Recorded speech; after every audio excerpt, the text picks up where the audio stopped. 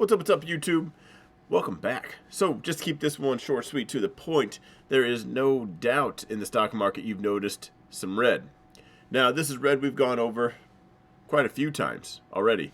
If not just on this channel, on my other channel as well, where I go live. So, the Don Fran Show. That's where I'm live Sundays and Wednesdays. Here's where we keep the short videos.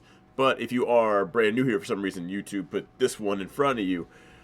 We've talked about this bright yellow zone we've had here for a while. Now, I've had this zone up here for a while, but the aggressive selling we're seeing out of this each time has been, that was Fed news, this was Omicron. There's a cheap lame excuse tied to every one of them. Here, every one of them has had an excuse. We finally rallied up on the last week of the year, retail week, and then we came right back in, and we're right back below. So I do think there is some big players. I don't know if they're getting out, or I want to say they're doing what I did. I think that just makes sense. Obviously, that's why I did it. But I cut my Apple position in half. Now, in the NASDAQ right here, the top three weighted are Microsoft, Apple, and Amazon. And I felt I could do better elsewhere. I didn't want to leave it. I still like Apple. It's one of the better ones to own.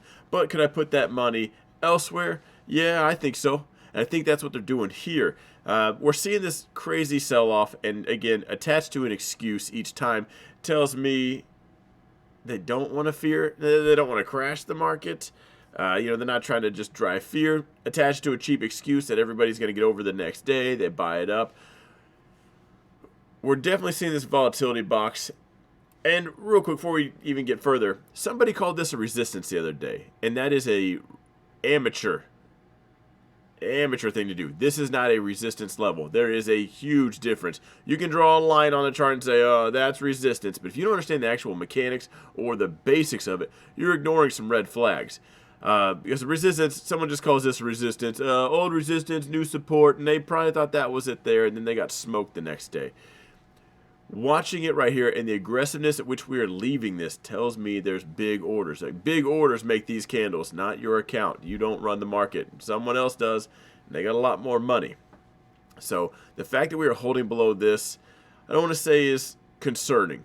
The concerning part about where I'm out of all of these moves down, it sucks, but I've only shorted probably a couple times, made great money each time, but I've spent a majority of my time looking at where can I just buy the dip, and I've missed out on some awesome moves. Being able to play both sides is one of the best perks of a trader. We get to play the up and the down. When the more green candles are there, we buy it. When more red candles are there, we short it, we sell it, we get out, we get back in.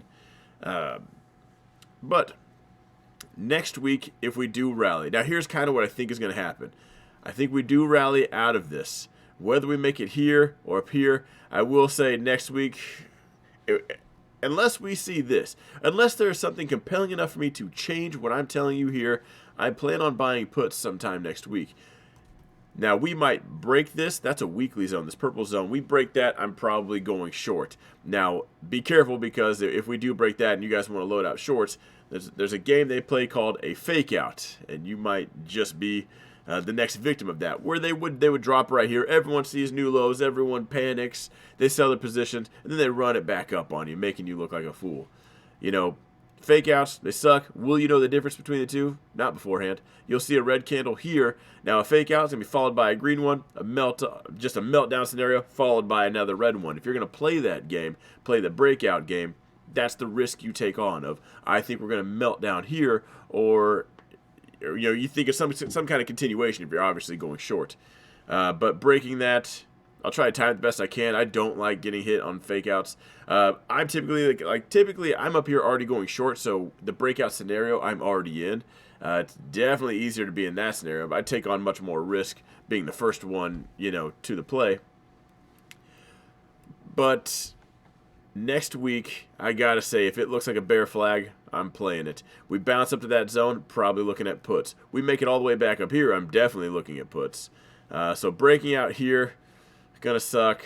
These two scenarios are gonna be tricky. Buying puts, breaking here. Buying puts, hitting this. Because are we headed back up? It doesn't do something like this. Hits it and rejects.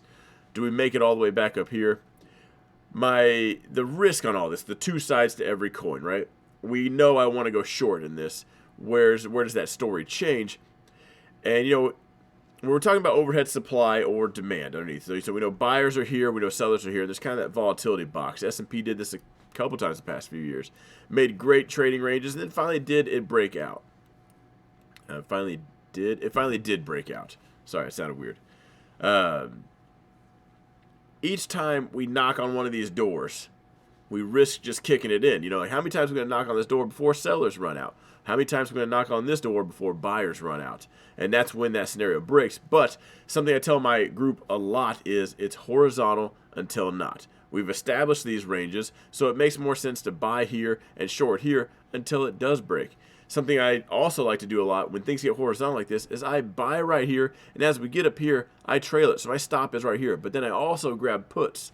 So they have their own risk on it. So green trade all up to here, I buy puts. Now, if that continues, my green trade continues to be green. I take the small L on the puts, and we continue to go.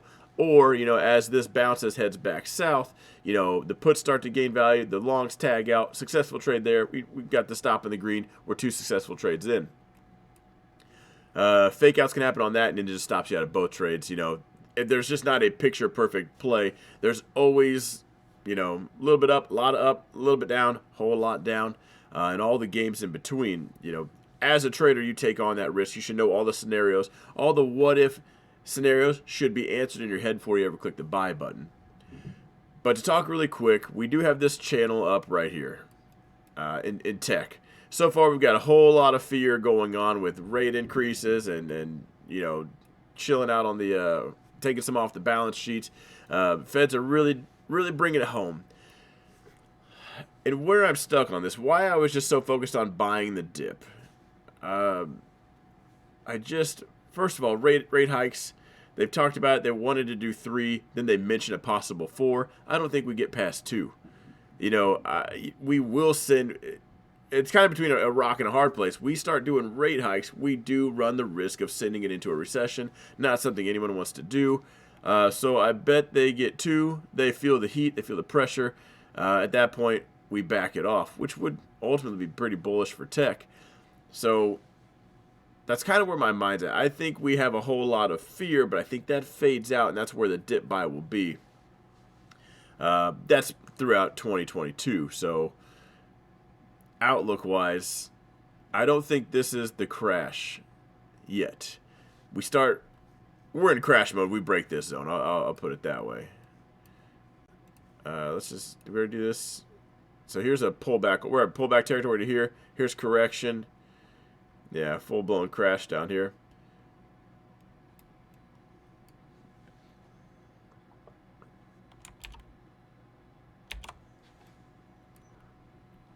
That would almost be nothing. What would seem like an eternity, and we're going to 0. Grand scheme of things. Just be a great dip buy. Right now, don't want to fear monger or anything. I think they loaded up, make it look short, and they just ring everybody. Everybody that loaded up puts they out of any kind of fear. Just gets reamed on Monday. We'll see. Tomorrow's video, we're going to talk about the expected moves for the IWM, QQQ, and SPY.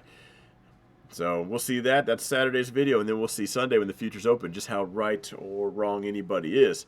So I'll end it here. That's my play. Next week, I do plan on being in some kind of short position, whether we bounce here or we pull the rug and we go for it. So let me know in the comments down below. Did you make it to the end? And do you think we're crashing? And I will see you guys in the next video.